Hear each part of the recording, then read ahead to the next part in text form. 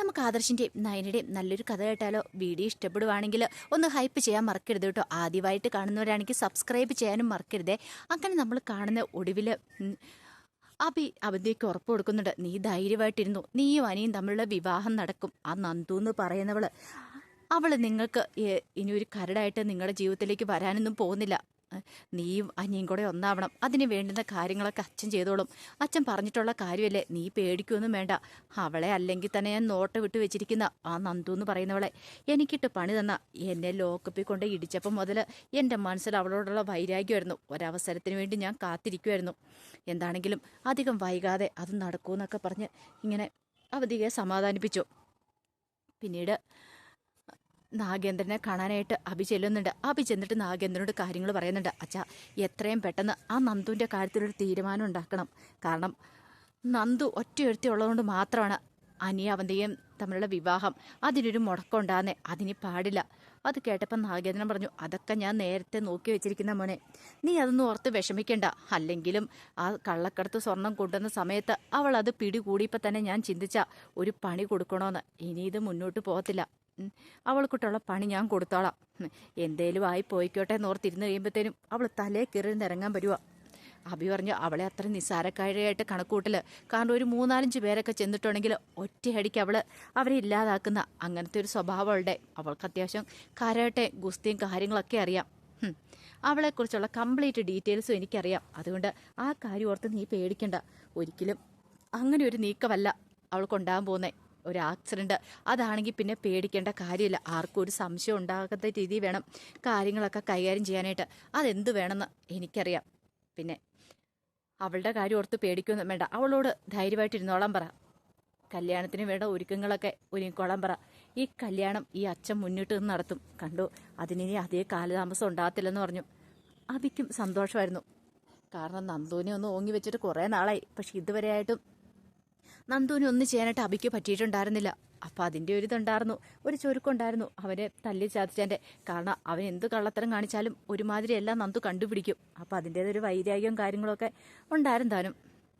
പിന്നീട് ജാനകി ദേവേനെ കാണാനായിട്ട് ചെല്ലുന്നുണ്ട്. ദേവേൻ്റെ എന്നിട്ട് പറഞ്ഞു, ആ നന്ദു എന്ന് പറയുന്നവളുണ്ടല്ലോ, അവളാണ് എൻ്റെ മോൻ്റെ ജീവിതം തകർത്തുകൊണ്ടിരിക്കുന്നത്.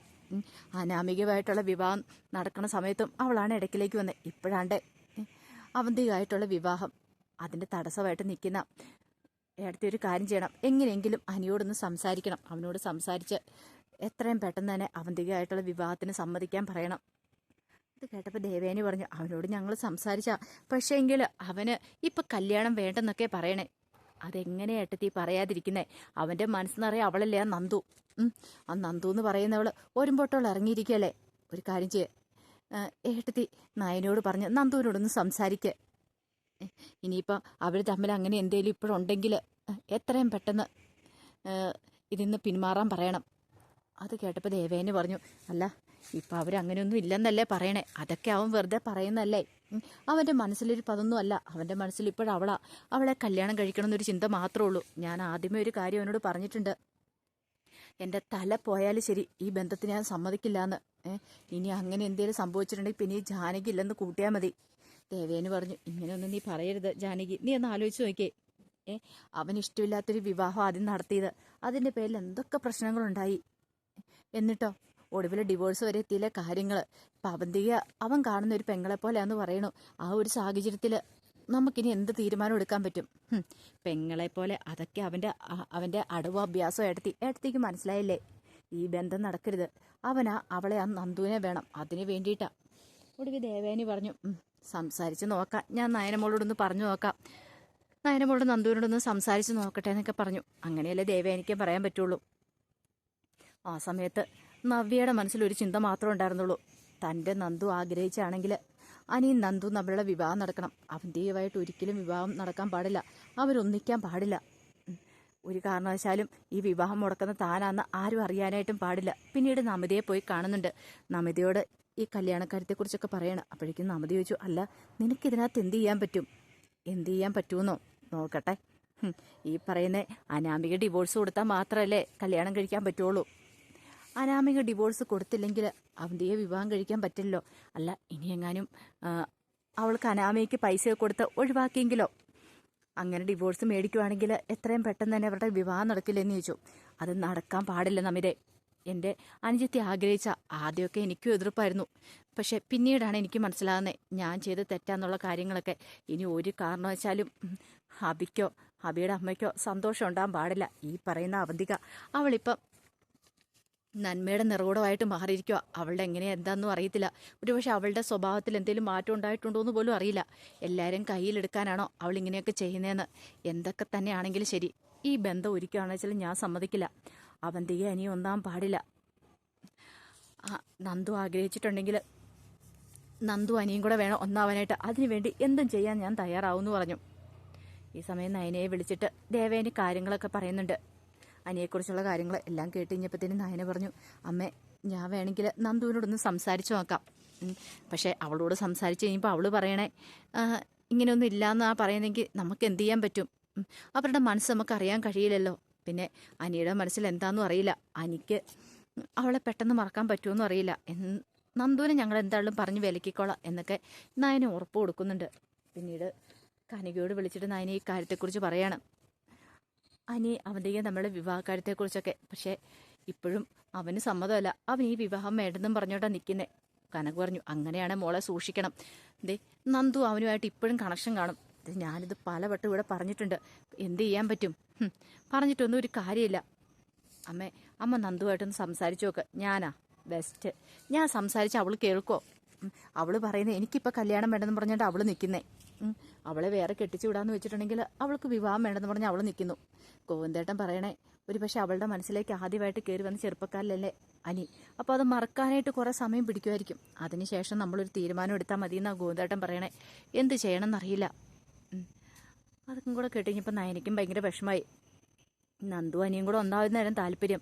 പക്ഷേങ്കിൽ അതൊരു കാരണവശാലും നടക്കില്ല. അനിയുടെ അമ്മയ്ക്കും അതുപോലെ തന്നെ തൻ്റെ അച്ഛനും അമ്മയ്ക്കും ഇഷ്ടപ്പെട്ട കാര്യമല്ല. അപ്പോൾ ആ ഒരു സാഹചര്യത്തിൽ ഈ കല്യാണം നടന്നിട്ടുണ്ടെങ്കിൽ ഇരു വീട്ടുകാരും വീണ്ടും ശത്രുതയിലും പ്രശ്നങ്ങളൊക്കെ ആവുകയും ചെയ്യും. നന്ദുവിന് സ്വസ്ഥതയും സമാധാനത്തോടെ ജീവിക്കാൻ പറ്റില്ല. അതുകൊണ്ട് മാത്രമാണ് നയനി ഇങ്ങനെ സംസാരിക്കുന്നത്. കനക പറഞ്ഞു, നന്ദു ഇങ്ങോട്ട് വരട്ടെ, ഞാൻ അവളോടൊന്ന് ചോദിച്ചു നോക്കാമെന്നൊക്കെ പറഞ്ഞു. അങ്ങനെ നന്ദു വന്നു കഴിഞ്ഞപ്പോഴത്തേനും ഇതിനെക്കുറിച്ച് കനക ചോദിക്കുന്നുണ്ട്. എനിക്ക് അവന്തികമായിട്ടുള്ള കല്യാണത്തിന് താല്പര്യമില്ലെന്നൊക്കെ കേട്ടല്ലോ, സത്യമാണോ നന്ദു എന്നൊക്കെ നന്ദുവിനോട് ചോദിക്കുക. നന്ദു പറഞ്ഞു, അതെനിക്കെങ്ങനെ അറിയാൻ പറ്റും എന്നൊക്കെ നന്ദു ഒഴിഞ്ഞു മാറാൻ ശ്രമിച്ചു. വേണ്ട, നീ കൂടുതലൊന്നും പറയണ്ട. അവൻ്റെ മനസ്സിൽ ഇപ്പോഴും നീ തന്നെയാ.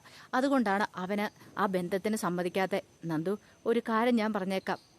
ഇനിയിപ്പം അവനും നീയും എത്രയൊക്കെ സ്വപ്നം കണ്ടെന്ന് പറഞ്ഞാലും അത് നടക്കാൻ പോകുന്നില്ല. അവനോട് വിളിച്ചു പറഞ്ഞേക്ക്, ആ പെങ്കൊച്ചിനാണ് കല്യാണം കഴിച്ച് സുഖമായിട്ട് ജീവിക്കാൻ പറ. അല്ലാതെ നിന്നെ മാത്രം മനസ്സിൽ ധ്യാനിച്ചുകൊണ്ടിരുന്നിട്ടുണ്ടെങ്കിൽ അതൊന്നും നടക്കാൻ പോകുന്നില്ലെന്നൊക്കെ കനക ഉറപ്പിച്ചു പറഞ്ഞു.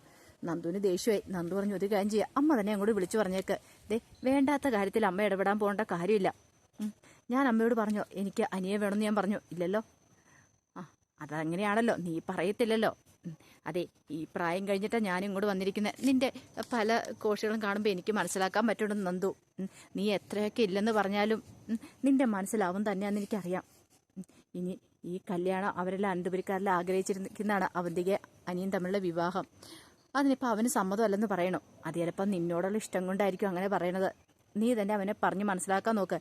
ഇനി എങ്ങാനും നിന്റെ അടുത്തേക്ക് വന്നിട്ടുണ്ടെങ്കിൽ അവനോട് കാര്യങ്ങൾ പറയണം.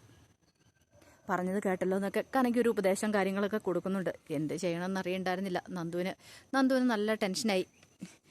എത്രയൊക്കെയെന്ന് പറഞ്ഞാലും ഇത്രയും കാലം മനസ്സിൽ കൊണ്ടുവരുന്നൊരു ഇഷ്ടമാണ്. അത് വേണ്ടെന്ന് വെക്കാനായിട്ട് നന്ദുവിന് പറ്റില്ലല്ലോ. അതുമാത്രമല്ല അനിവ് ഉറപ്പ് കൊടുത്തിട്ടുണ്ട്, അനാമികയായിട്ടുള്ള ഡിവോഴ്സ് കഴിഞ്ഞ ഉടനെ രണ്ടുപേരും കൂടെ ഒന്നിക്കാന്ന്. പിന്നീട് നന്ദുവിനെ വിളിച്ചിട്ട് നവീൻ ഇതിനെക്കുറിച്ച് സംസാരിക്കുക. അവനോടൊന്ന് പറയാൻ മേലായിരുന്നു അനിയോട് അവന്തികയായിട്ടുള്ള വിവാഹത്തെക്കുറിച്ച്.